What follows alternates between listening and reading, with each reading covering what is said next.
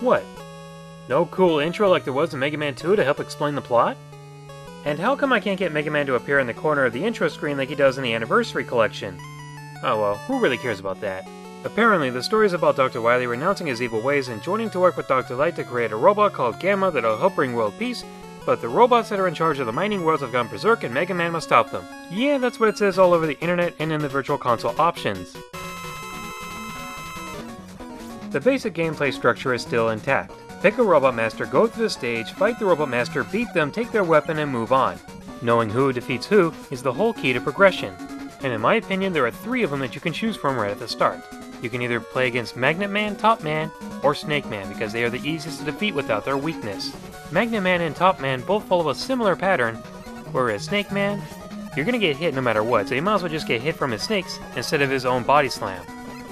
You'll take less damage, allowing you to survive longer in battle. Though for some strange reason, the weakness pattern seems to be split up into 2 different sections. Snake Man beats Gemini Man beats Needle Man, and Needle Man beats Snake Man. Their weapons aren't that powerful against the other 5, and vice versa. A little confusing, but I guess they wanted to change it up a little. Besides new stages and new Robot Masters with new weapons, there has to be new elements to the series. In addition to Mega Man's jumping and shooting, he's now able to slide. By pressing down on the jump button, Mega Man will slide. This allows you to go underneath areas, and helps out during fights. 2 new characters are also introduced. Items 1, 2, and 3 have been replaced with your new best friend, Rush, the robotic dog that'll transform into a coil, a jet, and a submarine. This is also the first time Mega Man's brother joins in, Proto Man. Every so often he'll challenge you to test your skills. That may seem like an odd way to help out, but he really is there to help you. The main element of the Mega Man franchise is still there, the challenging level designs. And as you would expect, most stages represent the Robot Master they resemble. Snake Man has a bunch of snakes, Top Man has you on spinners, Magnet Man has magnets, and Spark Man has electric obstacles. Of course, for some of the Robot Masters, it's kind of hard for them to design a stage for them. I mean, look at Gemini Man, what would you come up with for that? Needle Man, on the other hand, his stage looks more like a construction site, whereas in Network Transmission, his stage looked more like a garden. The whole needles and thorns kind of made more sense there. But they do have this part in common. And much like any other Mega Man game, the music is also really catchy.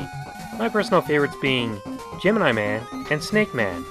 Once you've defeated all 8 Robot Masters, you'll have to go back to 4 of the stages to defeat the Robot Masters from Mega Man 2. That's right, you have to fight all 8 Robot Masters from Mega Man 2. The weapons from Mega Man 3 will defeat the bosses from Mega Man 2. But you don't get their weapons after you beat them, which does kinda suck because I always thought they were more powerful and more useful than the weapons in Mega Man 3. Oh, and the stages aren't going to be the same as they were last time. The stage layouts are a little different, and they're also a little bit more challenging this time. Unless you want to make it easy, then once you've taken care of them, you'll take on a character called Breakman. Yeah, I don't understand it either. Then once you've taken care of that, you'll learn that Wily has betrayed you, taken Gamma, and is off to his castle. Gee, who didn't see that coming? I'll be honest though, Wily's castle was somewhat disappointing. The bosses were incredibly easy, and the stages were also just as easy. If it's one thing Mega Man fans are split on, it's what's better, 2 or 3. And even though I love 2 almost infinitely more than 3, I will try to be fair about this. So I'm going to count out some of the things that made 2 and 3 special in their own ways. 2 had that really cool intro. 3 didn't. 3 has more levels. 3 had a lot more main characters. 2 had a better frame rate than 3. Just look at that frame rate! It's horrible! The challenge between them is somewhat the same. The weapons in Mega Man 2 felt creative and diverse, whereas the weapons in Mega Man 3 feel like they're only useful against the bosses, and in certain cases. Both of them have catchy soundtracks. I mean, I personally prefer 2 more, but 3 is also just on the same scale. That's just me trying to be fair. For more of the real personal reasons as to why I like 2 more than 3, here's a short list.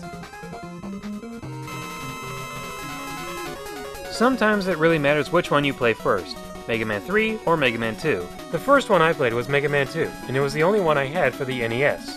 It was also the only one I had on the Game Boy. It wasn't until the Anniversary Collection came out that I finally got to play Mega Man 3, and when you play it on that one, there is no frame rate issue. Sure, I have my disappointments with this game, such as the Wily stages being too easy and the weapons not being as much fun, but if I really were to take off points for disappointment, Banjo-Tooie would have had a lot of points taken off for it. And it just doesn't seem to be fair to the game when you go into a personal level that much. Megaman 3 is still a lot of fun to play, introduces some new elements, the challenge is still there, and if you want you can play around with the weapons. A 5 out of 5. It's a great game to add to your collection.